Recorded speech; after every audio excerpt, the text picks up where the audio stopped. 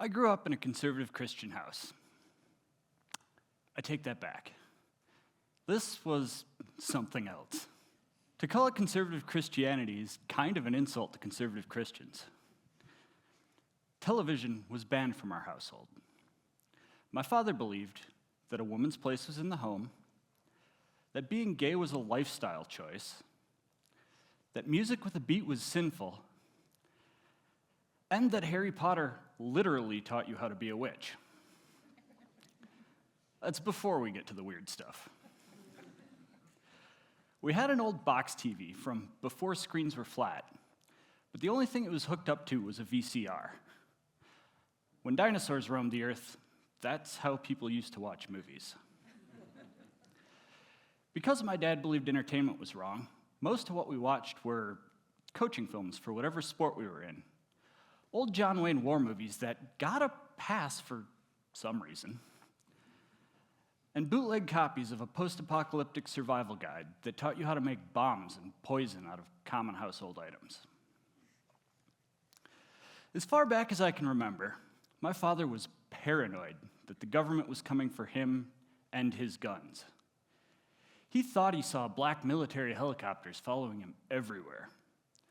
And occasionally he filed complaints about regular planes he thought were spying on him.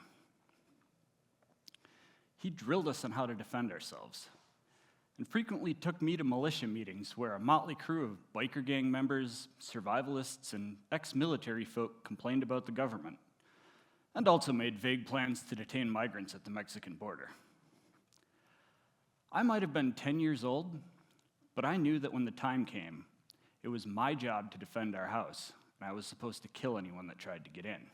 After 9/11, he added Islamophobia to the mix.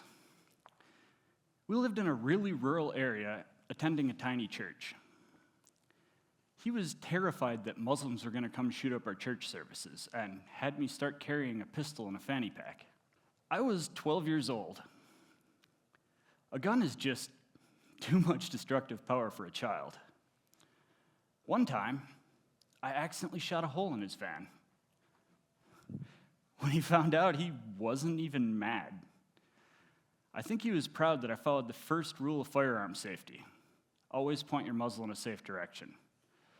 Safe meaning away from people. It wasn't very safe for his van. He was always preaching gloom, doom, and death. Jesus was about to return. The apocalypse is coming any day now. Or we all might die in a shootout when they come for our guns.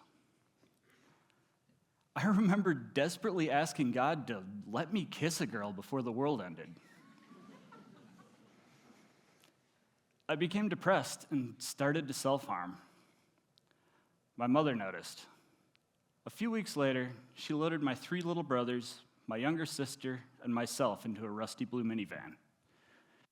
We headed to a domestic abuse shelter. Once I was out of that environment, I wasted absolutely no time catching up on things that I missed. I started listening to music and quickly developed a taste for death metal of all genres.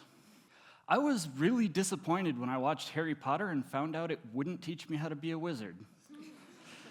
No sweet magic powers. I finally got a chance to talk to girls. When I realized I was really bad at it, I tried to change teams. And a couple boyfriends later, I figured out that being gay isn't a choice. But I took it too far.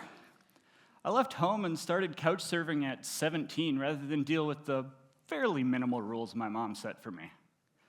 I started smoking, doing drugs, and got in a lot of trouble for really stupid things like joyriding and something called disorderly conduct with a motor vehicle. Doing burnouts was not the proudest, smartest thing I've ever done, but I did a lot of stupid attention-seeking stuff because I didn't know what was wrong with me. At 18 years old, I was in jail, depressed, and miserable. So why am I telling you this? Cool story, but what's the point, and how does it end? I'll get there, I promise. The point of this talk isn't overweight man complains about his dad. I've said a lot about him, but I honestly don't believe he's evil. But he's not going to be too happy with me whenever he watches this. Hi, Dad. Whenever I've been struggling, he's been one of the first to offer help. He's capable of being kind, generous, and caring. But he can't understand anything that disagrees with his worldview. People are incredibly complicated, and it's almost impossible to judge them fairly unless you really understand them. At 20 years old, I had a son, and becoming a parent changed my whole perspective. I don't want to say I have it together now. I mean, does anyone? Really? Didn't think so.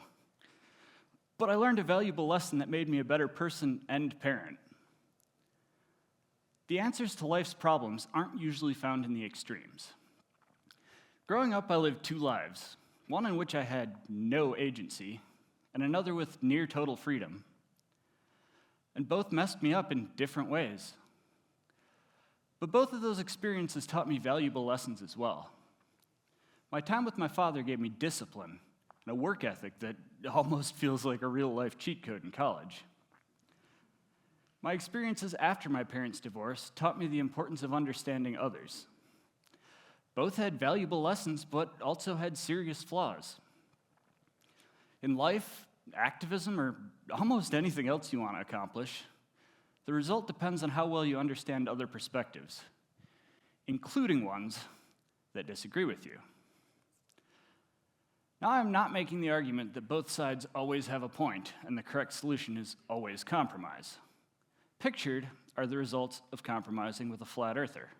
Clearly, there are times when someone is just plain wrong, pun definitely intended. But lately, we increasingly view everyone we disagree with as being objectively wrong, which kind of blinds us to problems with our own philosophies. Back when I was 10 years old, my family attended a small Pentecostal church in Beaver Dam, Wisconsin. For those of you who have never been to a Pentecostal service, it is incredibly common for congregation members to stand up in the middle of service and share messages from God, which are usually something along the lines of, God brings healing blessings on Linda's sore foot. Just wholesome messages of support and encouragement for other members of the church community. There was a woman there who stood up and spoke almost every service, which absolutely infuriated my father. If you looked at him while she was talking, the veins in his forehead would be puffed out. He'd have a red face, and his neck would figuratively grow 3 sizes.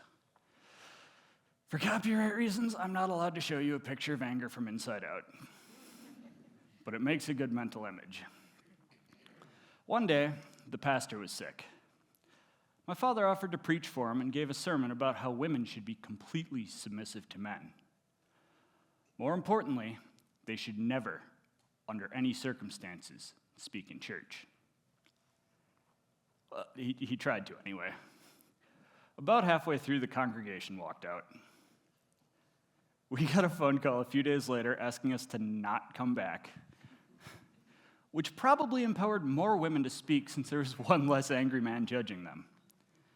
And I find something beautifully ironic in how he single-mindedly pursued his agenda to the point it accomplished the exact opposite of what he intended. And now trying to oppress women is an awful, stupid goal. But even good goals can have the same issue. Like, animal cruelty is a serious problem, but instead of finding solutions, organizations like PETA unintentionally make sure the whole world thinks animal rights activists are crazy. Back when I was 14, in the domestic abuse shelter, I rebelled against how my father brought me up immediately. We stayed there for about 3 months during the summer. It took me 2 days to figure out that the library would let me rent R-rated movies. Mom was not too pleased when she caught me watching Jackass.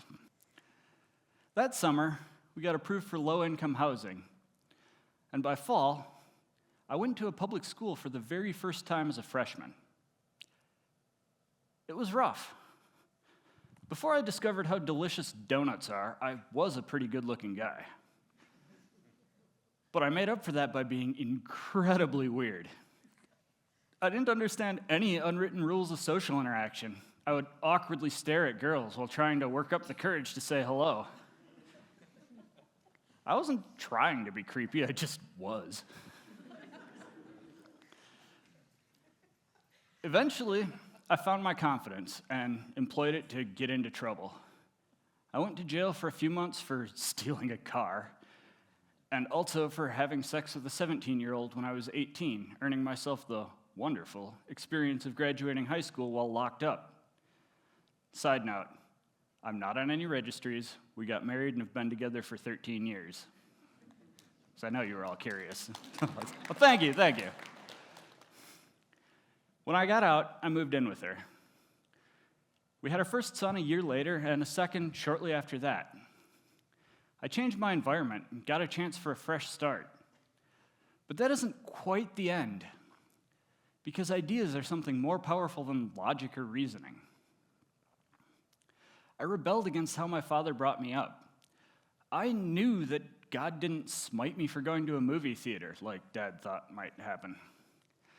I met Muslims and people from diverse backgrounds. I realized everyone is more similar than different. But I still felt like the world was about to end and held many of the same beliefs as my father. I was a young earth creationist, and I thought of myself as a really terrible Christian that needed to get right with God at some point. I didn't directly challenge or act on my beliefs. Life is funny.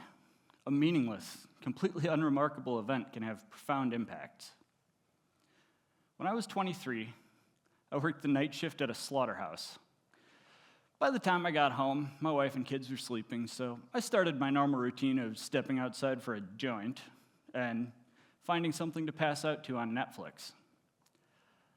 I saw a documentary called Creation versus Evolution, and out of morbid curiosity, I decided I wanted to learn how in the hell anyone can possibly believe in evolution. Over the next 90 minutes, I slowly realized that almost everything I believed was bullshit. And that changed my life. I worked at the meat plant because I thought of myself as a failure and that it was the only job I deserved. I realized that I wasn't, and that I was trying to fight myself, trying to believe in things that I knew weren't true. It took me a couple years, but I started to better myself. I learned to weld, fabricate, eventually operating robots making engine parts for cars. 8 years after I watched the Netflix documentary, I had spent enough time fabricating and complaining about terrible blueprints that I decided I could be the one making the terrible blueprints. I enrolled at UW-Green Bay for mechanical engineering because I'm pretty good at math. But in my first semester here, I took a gen ed for democracy and justice studies that grabbed my interest so strongly that I immediately changed majors. I felt a duty to undo some of the harm I participated in and try to make the world a better place.